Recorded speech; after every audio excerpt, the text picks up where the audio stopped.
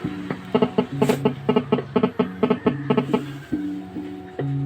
นหลอกมาโยนตา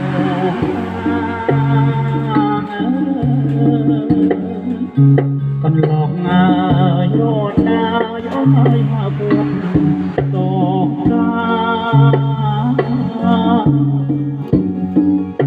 คนหลอกมายี่สองหาบัญญัติ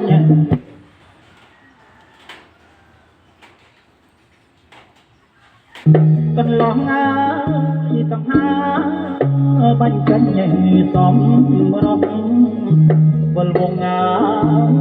จงบอกพูด